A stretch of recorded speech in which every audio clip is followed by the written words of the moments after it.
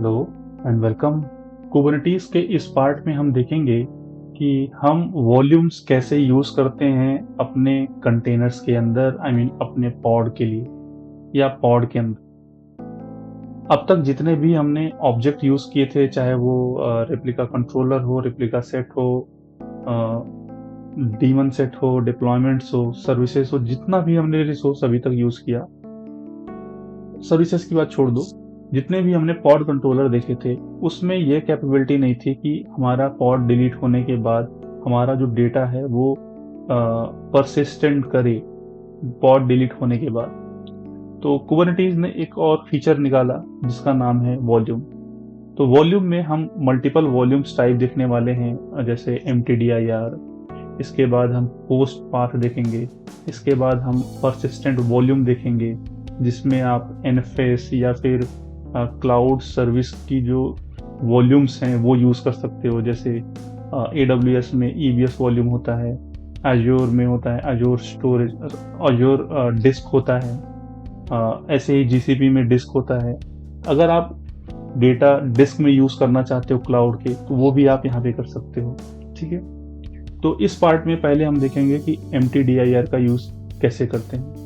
MTDIR basically एक pod के अंदर अगर आप मल्टीपल कंटेनर्स रन कर रहे हो, तो उस केस में आप क्या करते हो कि एक कंटेनर्स अपना एक स्पेसिफिक डायरेक्टरी का डेटा दूसरे कंटेनर्स के साथ में शेयर करता है। मीन्स एक पॉड के अंदर अगर आपने दो कंटेनर्स क्रिएट किए हैं, तो दोनों कंटेनर्स एक स्पेसिफिक ड्राइव जो है, या आप डायरेक्टरी कह लो, जिसको हम माउंट पॉइंट बोलते हैं, वो डेटा शेयर करते हैं दोनों कंटेनर्स में। फॉर एग्जांपल कंटेनर ए में मैंने कोई स्लैश डेटा के अंदर कोई हमने फाइल बनाई, वो डेटा एग्जिस्ट करेगा दूसरे कंटेनर के सेम डायरेक्टरी में। बट आपको वहाँ पे मेंशन करना पड़ेगा कि कंटेनर 1 में आपने क्या पाथ दिया है, कंटेनर 2 में। दोनों के पाथ डिफरेंट हो सकते हैं, बट अगर आपने माउंट कर दिया है, तो डेटा आपने एक पॉड सॉरी कंटेनर में क्रिएट किया, तो दूसरे कंटेनर में वो डेटा आपको दिखेगा। तो चलते हैं लैब करके देखते हैं, तो ज़्यादा क्लियर होगा। तो ये रहा हमारा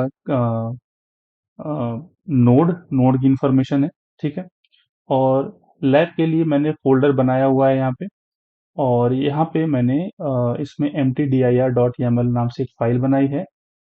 तो ये मैं दिखा देता हूँ। तो ये पॉड है हमारा। इसमें मेटा डेटा में MTDIR वॉल दिया है। इसमें मैंने दो कंटेनर्स में इमेज यूज कर रहा हूँ। सेंटोस यूज करूंगा दोनों में। ठीक है। तो कंटेनर 1 है ये, और सेंटोस इमेज यूज कर रहा हूँ। और यहाँ पे कमांड मैंने दिया है 10,000 सेकेंड्स के लिए स्लीप में। और इसमें जो माउंट पाथ मैंने यूज किया है, डेटा एक्सचेंज। ठीक है। जो हमारा कंटेनर 1 रहेगा, उसके अंदर एक फोल्डर बनेगा, स्लैश डेटा स्लैश एक्सचेंज। ठीक है।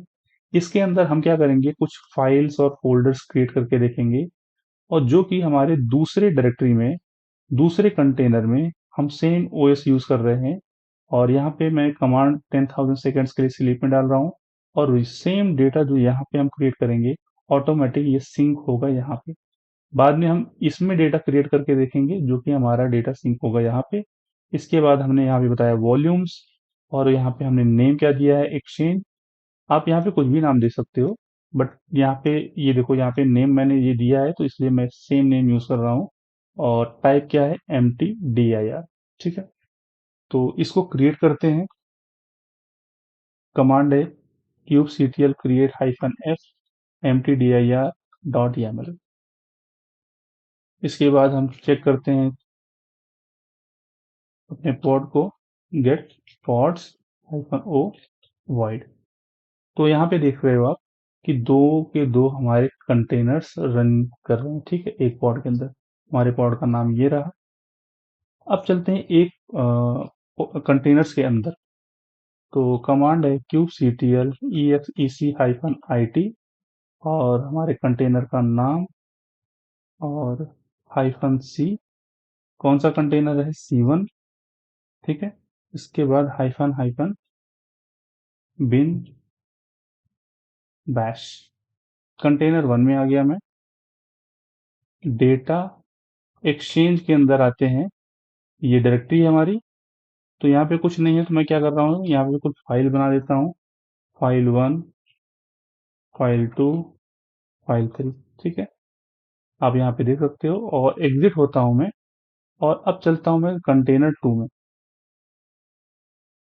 यहाँ पे मैं स्लैश डेटा और न्यू एक्सचेंज करके मैंने डायरेक्टरी माउंट की थी। अब यहाँ पे देखोगे तो मैंने इस माउंट पॉइंट में कुछ भी नहीं बनाया था, इसने सिंक कर लिया है प्रीवियस वाले कंटेनर्स के माउंट पाथ से। अगर मैं यहाँ पे कुछ फाइल बनाता हूँ तो ये भी सिंक होगा हमारे कंटेनर 1 में। Touch file 4, file 5, file 6। ठीक है, तो मैं इससे बाहर आता हूँ और यहाँ पे मैं कंटेनर 1 के अंदर जाता हूँ। cd डेटा एक्सचेंज के अंदर आता हूँ और ls कमांड रन करूंगा, तो आप देख सकते हो फाइल 4, 5, 6। ये काफी यूनिक कंसेप्ट है कि आप पॉड के अंदर जितने भी कंटेनर्स रन कर रहे हैं, वो सारा डेटा आप शेयर कर रहे हो कंटेनर्स इन बिटवीन। ठीक है, तो इस कंसेप्ट में प्रॉब्लम ये है कि आप कंटेनर्स के बीच में आप डेटा शेयर कर रहे हो। मान लो आपको दूसरे कंटेनर, दूसरे पॉड में डेटा चाहिए होगा, तो फिर आपके लिए प्रॉब्लम होगी। मे भी हो सकता है कि पहले कंटेनर में, सॉरी, पहले पॉड में आपने कुछ और डेटा दिया, दूसरे पॉड में आपने कुछ और डेटा दिया, तो मिसमैच होगा। तो मे भी हो सकता है कि आपका एप्लीकेशन जो है प्रॉपरली ना चले। तो इसका सॉल्यूशन आया था होस्ट पाथ। तो आगे आने वाली वीडियो में हम देखेंगे होस्ट पाथ होता क्या है, कैसे यूज करते हैं, और उसका बेनिफिट क्या है, वो भी देखेंगे। ठीक है, तो इस वीडियो में फिलहाल इतना ही। Thanks for watching.